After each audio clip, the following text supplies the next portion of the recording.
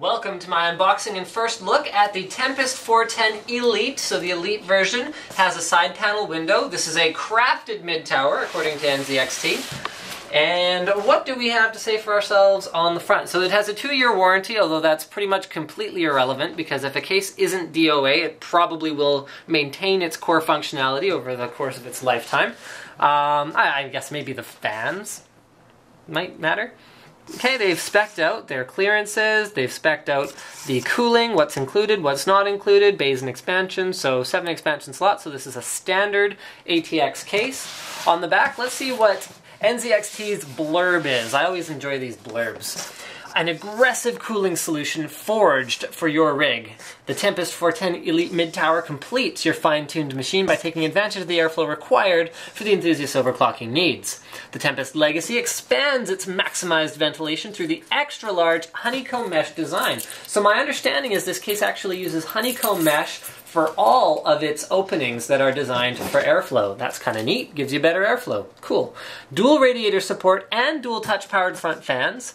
Oh, okay, I lost where I was in the sentence there, it's okay. In addition to the basics, the Elite includes USB 3 and an acrylic side panel for interior viewing.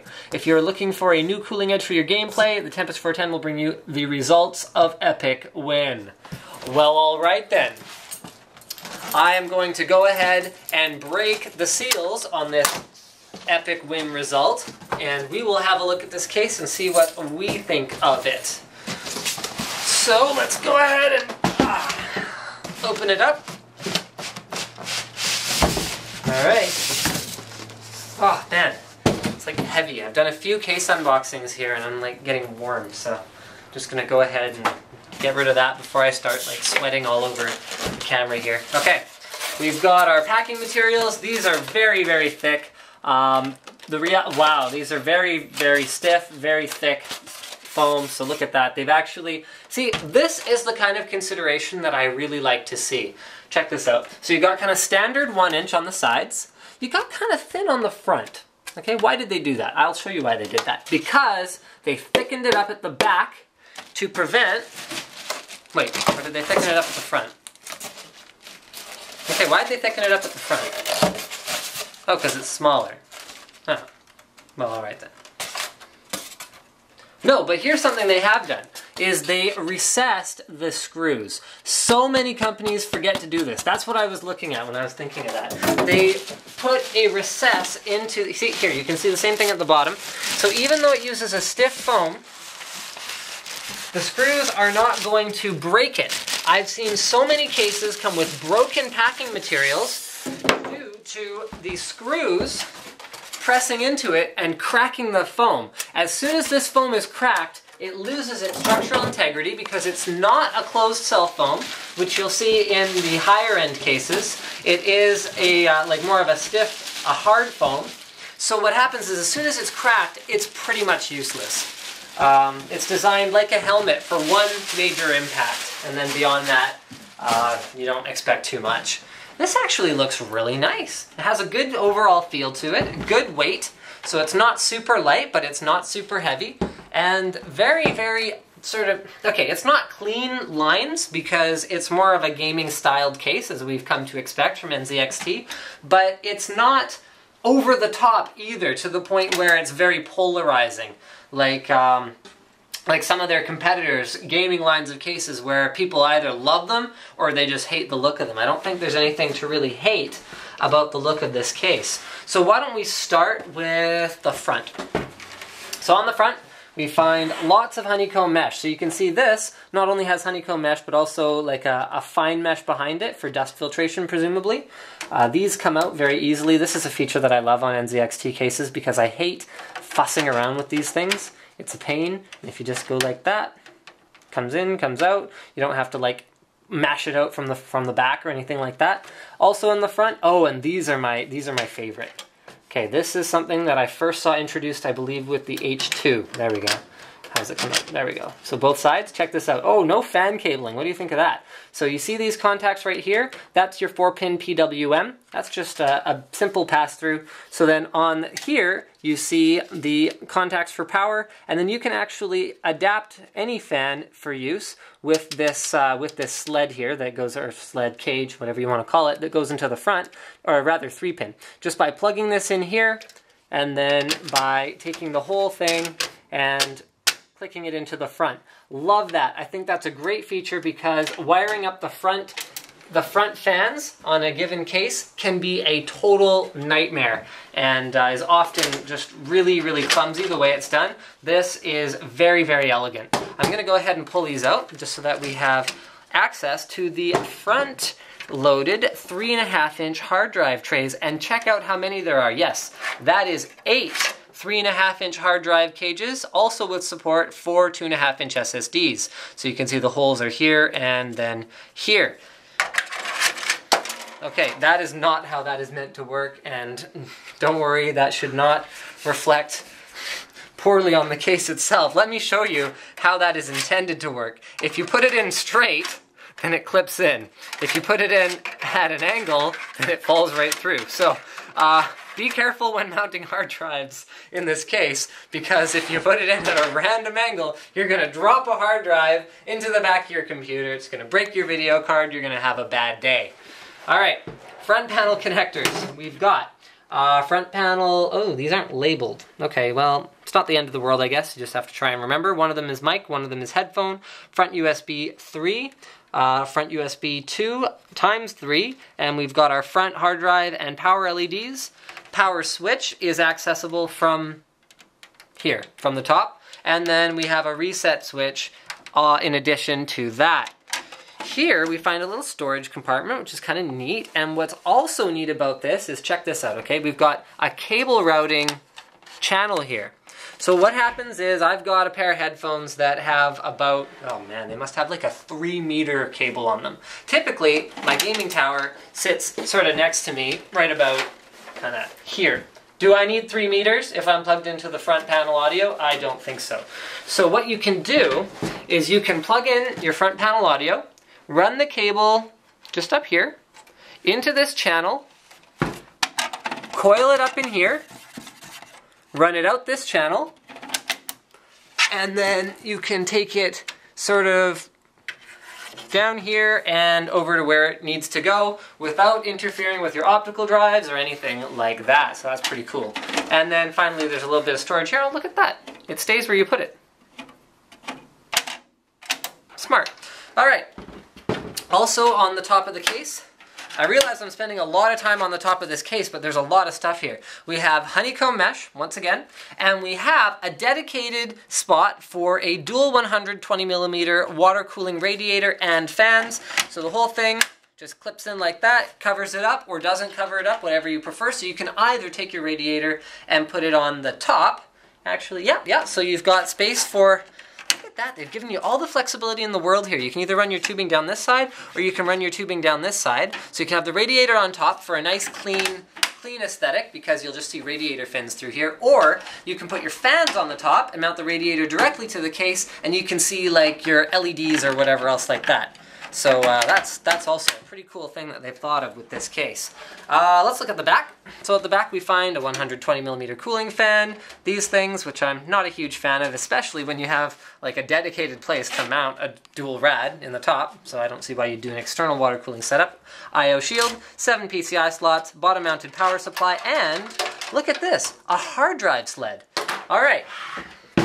Let's open this baby up. These thumb screws are pretty tight. I'm gonna go ahead and grab my screwdriver. So just for a change of pace, we're going to do the back panel first. I've removed the screws now. So remember, they're not always tight. If you put them in finger tight, you'll be able to get them out with your fingers. So it's not like, oh, these are magic thumb screws that only work with a screwdriver. I guess they might as well not have used thumb screws. It's not like that. It's just a matter of them being tightened a little bit too much at the factory, so it was hard to get off. All right, on the back here, we have lots of room for cable management. Check that out. In fact, 23 millimeters of clearance is what they're speccing out here, and I believe it. That looks very good. We've also got lots of room for cables to come through here, come up through here, up through here, up through here. So there's your 8-pin connector. That's where that one's going to go. And then this is also something I really love to see. Lots of little loops. See these little loops? These are all for zip ties. So you can take all of your cables that you're managing, zip tie them so that they stay nice and flat, and so it doesn't interfere with each other and make it difficult to close the other panel of the case. They've also reinforced the strength of their motherboard back panel. By putting in these bumps like this, they are actually significantly adding to the rigidity of the motherboard backplane. This can be important when shipping a system. Particularly. So if you're ordering a system online, you can be pretty confident going with something like a Tempest 410 Elite. Other than that, I see places to put screws into your optical drives. I see places to... I don't know what those are for. If you guys know what these are for, let me know, because I don't. I see places to plug in the fan leads to those front fan connectors, and other than that, I think we're pretty much done with the back panel. Let's move over to the other side, where we have a nice side window design, all right, which gives you a view of your hard drive cables. Okay, that I could sort of, maybe going this way might have been a little bit better, but that wouldn't have looked as good with the overall slant of the case and the overall design. But either way, you're going to be able to see your graphics card, your CPU, all your fancy pants hardware, and I'm just going to lay it down to make my life a little bit easier here, guys. So here are all of your internal connectors. So there's power. That's going to power those fans in all likelihood. We've also got front USB 3, front USB 2, HD audio, other more different front USB 2, front panel connectors, so your power switch, your reset switch, all that good stuff. And these are all black cables. Love it. Even the USB 3 cable is black up to the point where it plugs into the motherboard, where it has to be color-coded. Very nice. Love to see it. In terms of included accessories and documentation, it's all in here. So 17 different languages. Good on you, NZXT. You clearly intend to sell these worldwide, or have really sort of strange policies about selling only in the US. Because I really don't know how many people speak... Oh no, these are 17, 17 things that are labeled in this picture in only 1, 2, 3, 4, 5, 6, 7, 8 different languages, so I was wrong. Alright, so that gives you the steps for how to install most of the stuff in the Elite 410.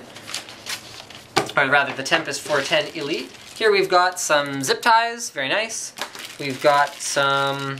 Oh, look at that, the bags are all labeled. So you got standoffs, you got M3, 5 flat, you've got some 632 screws flat, and 632 screws hexagon. Very nice. So, what else we got here?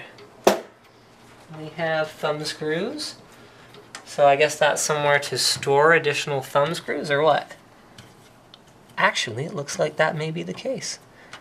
These look like optical drive base screws. You know what, give me a second, I'm going to find out what these are.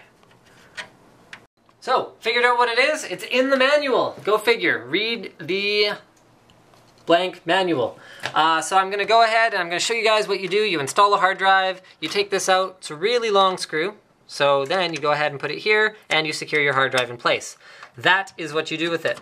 Alright, so let's look more closely at the inside of the case as a whole. So in the front we've got our two 120mm fans. We can put one more 120mm fan here. We have a filtered, see, there's a fan filter on there, there's a mesh. We have a filtered gap for the power supply to get fresh air from the bottom of the case. We also have rubber fan, or rubber case feet that will keep it off the ground or table or wherever you're keeping it, so you're going to get some airflow to your power supply. No big deal.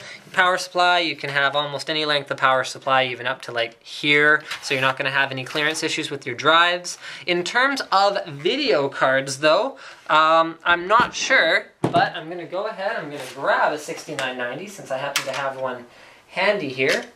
I guess I'll have to do a GTX 590 first on account of I can't get the, hold on, oh, sure, whatever, that'll count.